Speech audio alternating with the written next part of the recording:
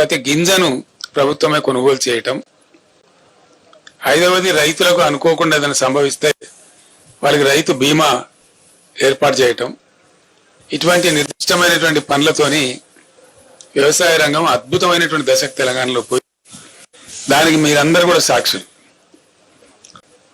14 ముందు 2014 ముందు 30-40 టన్నుల ధాన్యం కూడా పండించినటువంటి తెలంగాణ 3,30,40 లక్షల టన్నుల ధాన్యానికి మించిన తెలంగాణ 3 కోట్ల పైచిలకు ధాన్యాన్ని ఉత్పత్తి చేసి పంజాబ్కే పోటీగా నిలిచి దేశంలో అగ్రస్థానానికి పోయేటువంటి పరిస్థితికి దూసుకొని పోయింది. ఇది కట్టుకథ కాదు, పిటకథ కాదు.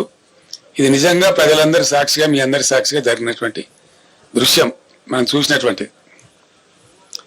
చాలా బరువైనటువంటి గుండెతో నేను మాట్లాడుతా ఉన్నా, బాధ కలుగుతా ఉంది.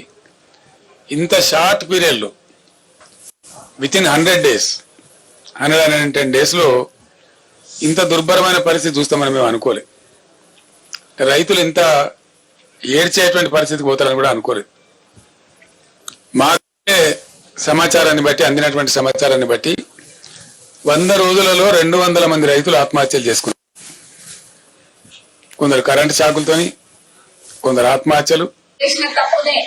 వాళ్ళే వచ్చి మొగుడిని కొట్టి నోరప్ప చెప్పినట్టు వచ్చి అక్కడ వాళ్ళే ఏదో బండని అక్కడ వెళ్ళిపోయిన పొలాన్ని చూపిస్తున్నారు. వాళ్ళు అందరూ అదే దగ్గరికి వెళ్ళి చూస్తారు తప్ప వేరే ఎక్కడికి వెళ్ళరు మా నియోజకవర్గంలో. ఎందుకంటే అదే దగ్గర ఉంది ఎండి, కాబట్టి వాళ్ళు అక్కడికే వెళ్తారు. దాన్ని కూడా ఒకసారి మీరు అందరూ కూడా మా మీడియా మిత్రులు అందరూ కూడా ఒకసారి గమనించండి. ఎవరిపైనా అదే దగ్గరకి వెళ్తున్నారు. అది అక్కడనే మనకంతా షూటింగ్ కానీ అర్థమైపోతుంది. వాళ్ళంతా కూడా సినిమా షూటింగ్ కి స్పాట్కి వెళ్ళినట్టు వాళ్ళు అదే స్పాట్కి వెళ్తారు. మరి ఇంత రైతన్నల మీద ఎంత ప్రేమ చూపించడం నాకు చాలా నచ్చింది. మీ ప్రేమలో దొంగ ప్రేమలో గతంలో కనుక చూసినట్టయితే 10 సంవత్సరాలు కేసీఆర్ గారు ఫామ్ హౌస్ దాటి ఎక్కడికి వచ్చినట్టు లేరు, రాలేదు కూడా. మరి అందుకే ప్రజలు గట్టిగా చెప్పింది సమాధానం. ఇప్పుడు రాబోయే పార్లమెంట్ ఎన్నికల్లో మా నియోజకవర్గం నుంచి అంతకన్నా గట్టిగా చెప్తారు సమాధానం. మరి ఆ 10 ఏళ్లలో రాలేదు బయటకు, కానీ ఈ రోజు వచ్చింది. పొలం బాట పట్టిన అంటుంది, అదే పొలం బాట పట్టిందని నాకు నిజంగానే పొలం బాట పట్టింది. అందరూ ఆ ఒక్క పొలం బాటనే పట్టింది.